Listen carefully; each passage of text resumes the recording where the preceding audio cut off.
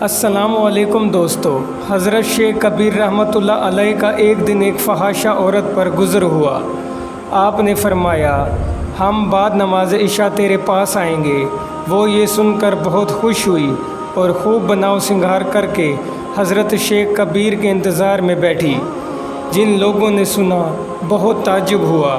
بعد نماز عشاء حسب وعدہ آپ اس کے ہاں تشریف لائے اور 2 رکعت نماز اس کے مکان میں پڑھ کر نکل کھڑے ہوئے۔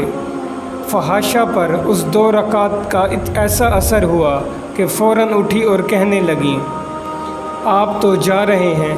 فرمایا، میرا مقصد حاصل ہو گیا۔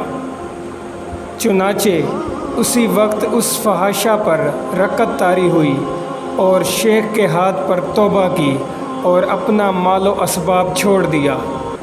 حضرت نے اپنے مرید سے اس کا نکاح کرا دیا اور فرمایا، ولیمہ میں صرف روٹیاں پکوا لو، سالن کی ضرورت نہیں۔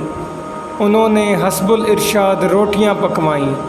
اس فحاشہ کا ایک آشنا بڑا امیر تھا۔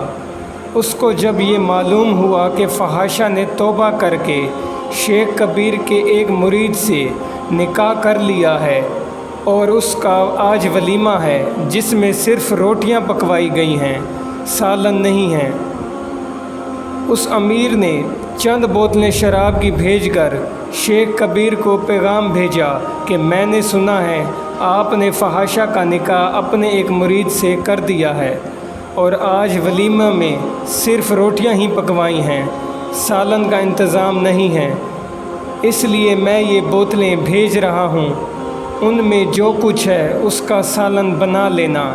مقصد اس کا فقراء سے مذاق اور انہیں شرمندہ کرنا تھا۔ وہ قاصد بوتلیں لے کر جب پہنچا تو آپ نے فرمایا، تو نے بہت دیر کر دی۔ پھر ان میں سے ایک بوتل کو خوب ہلایا اور اسے پیالہ میں ڈالا۔ اسی طرح دوسری بوتل کو بھی ہلایا، پیالوں میں ڈالا۔ پھر اس قاصد سے کہا، بیٹھ جا، ولیمہ تو بھی کھا لے۔